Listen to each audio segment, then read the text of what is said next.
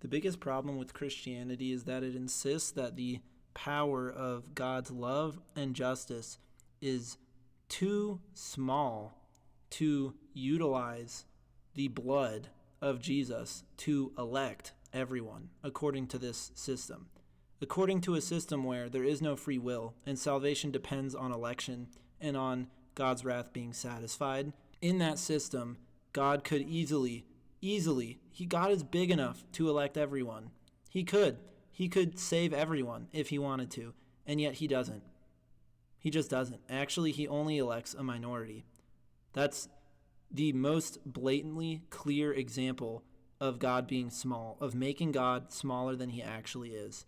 And from this reason stems almost all of the other problems with Christianity stems from this fact of why is there so much fear within the Christian world? Why is everything fear-based? That's why. It's because they made God small.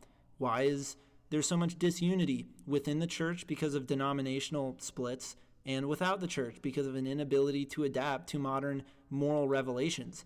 It's because they made God small. It's all because they assume that these things are of God. There's an ultimate assumption that, God's ways are not our ways. And, if in his infinite love and justice, he just so happens to elect basically two people and everybody else is damned, that's just an infinitely loving and just God.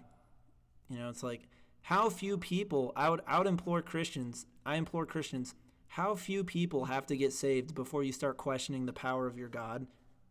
How few people have to be saved?